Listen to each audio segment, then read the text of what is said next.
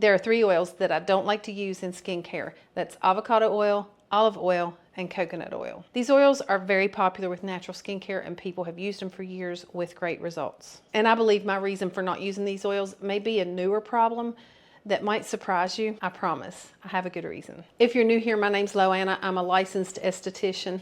Well, I retired, but I'm a licensed esthetician and I've transitioned to an all-natural skincare routine over the last few years. I was dealing with inflammation and joint pain, and basically I was sick and tired of being sick and tired.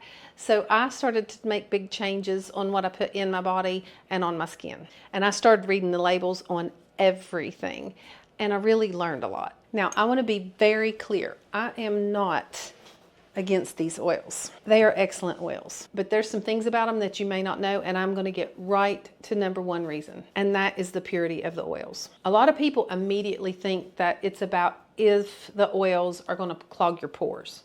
Well, that's important, but that's not it. These oils actually have a pretty low comedogenic rating. The comedogenic rating is a scale that measures ingredients in skincare, as 0 being that it won't clog pores, and a 5 being that it is really likely to clog the pores. Avocado oil is actually a 2 to 3, 2-ish on the comedogenic rating scale, and olive oil is a 2. That's not the problem with these oils. Now, coconut oil is a 4 out of 5. So the purity is the main concern, at least for the avocado oil and the olive oil. A lot of studies have found that these oils may not be what the labels say they are. And I'm sure you've heard some of this before, and you're probably like me and you're already really trying to make sure that you're buying a good quality oil. But get this, researchers at UC Davis University did an independent study on avocado oils in the United States and Canada. And that study showed that only about 1/3 of the bottles that they tested were pure avocado oil. So you mean to tell me that potentially 2/3 of the avocado oil on the shelves are not fresh or pure avocado oil. So 2/3 of these were either highly oxidized, mixed with cheap seed oils, or contained no avocado oil at all. So according to this study at that time, there were no enforceable purity standards for avocado oil in the US.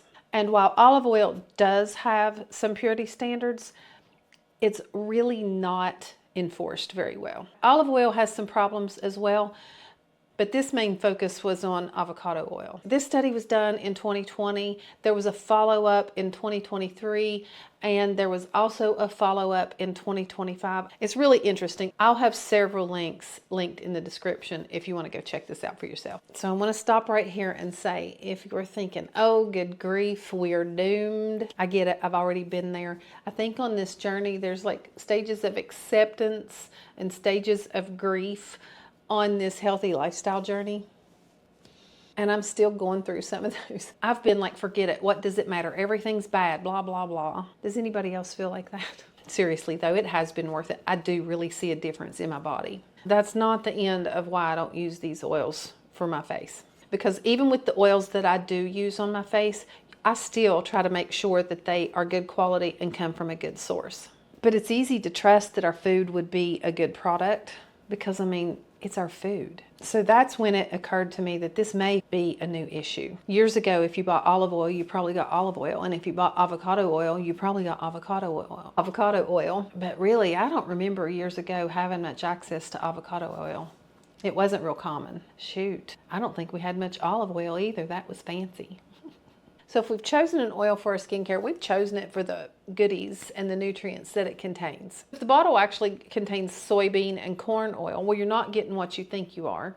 And if it unknowingly has these seed oils, that creates another issue we need to think about. For avocado oil, you want to look for cold pressed, if you can trust the label. And another thing you want to look for on the label is if it says refined. And a lot of times that's really little.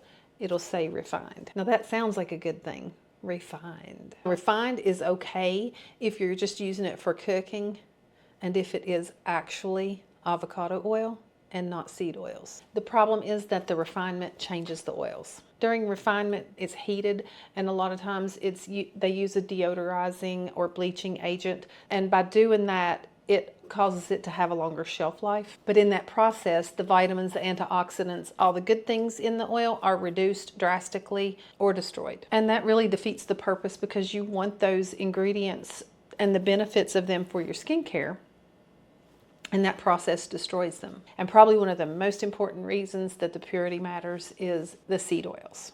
Avocado oil itself is not a seed oil. When it's pure, it's mostly made up of monounsaturated fats. So heating it isn't the biggest concern with the monounsaturated fats if it's actually avocado oil. However, the bigger issue is if it's hiding the soybean or corn oil.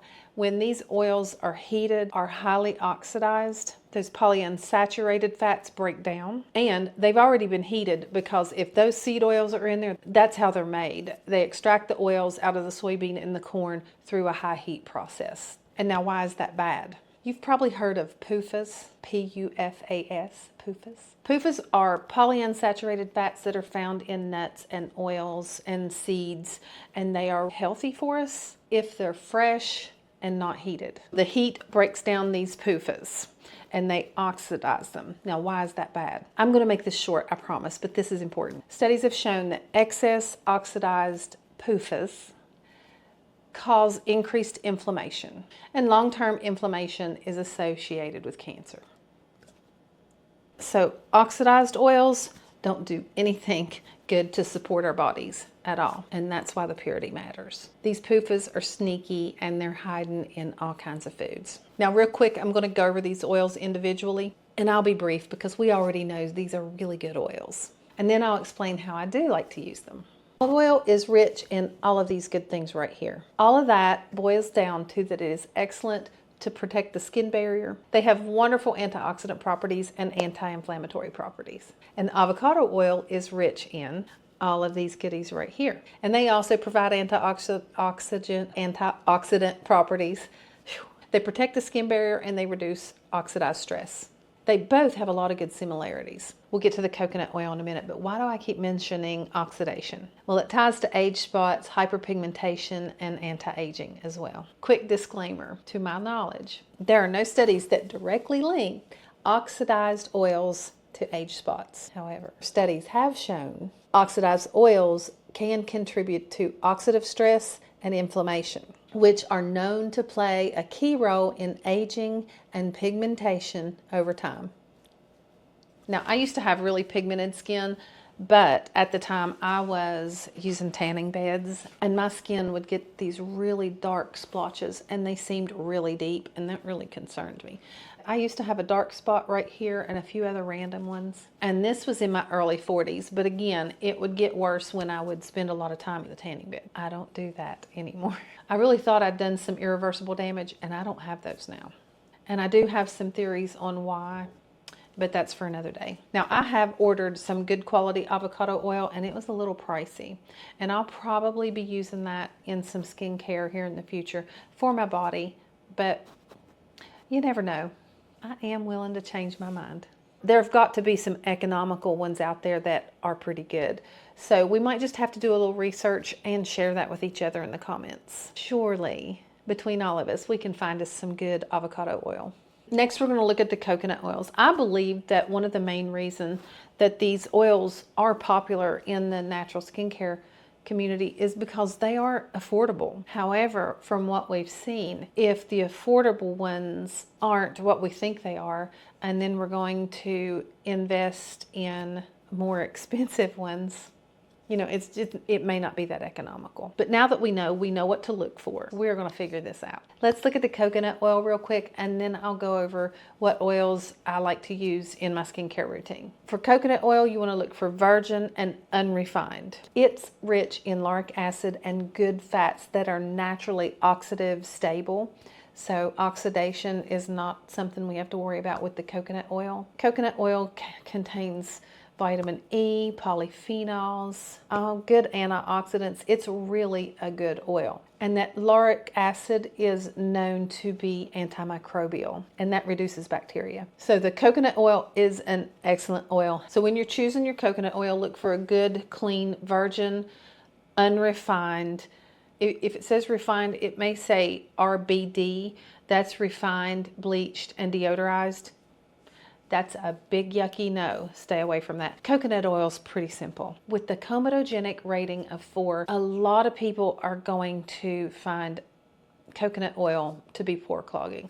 Now, if you're just using it randomly, occasionally, yeah, it may not affect you, but if you're trying to use it day after day on your face, it could become a problem, especially if you are prone to breakouts. So that's mainly why I don't use it on the face. But for other things, yay. Now, one of the things I have noticed is a lot of your natural foundations, your makeups, a lot of them have a coconut oil base. And I've been using it and have not had a problem with it. And if you have more mature skin and are not prone to breakouts, then that's not going to be an issue. There's a lot to it, but we'll talk about all that stuff. Coconut oil is great, but it isn't for everyone. Avocado oil, pretty good if you do it right, but it's not for everyone. And olive oil can be okay, but it's not for everyone. So at this point, the way I like to use these oils is in my diet. I have found that what I put in my body has way more of an effect on how my skin and my body feels than anything that I put on it. Way better. I have a couple olive oils that I think are pretty good, but they're pricey. And one I will link in the description that I do order. I think it's good. But the price of them has changed how I use them. I used to willy-nilly just put olive oil and cook with olive oil in everything. And now I don't do that so much. I'm really not that confident that the avocado oil that I've been using is a good one. I need to look into that a little more. And for that reason, I use it pretty sparingly.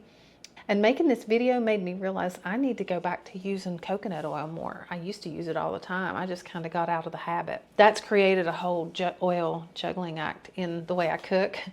And if that is something that interests you, let me know in the comments and we'll talk about how I use them in the kitchen. That price tag will make you change things up a little bit.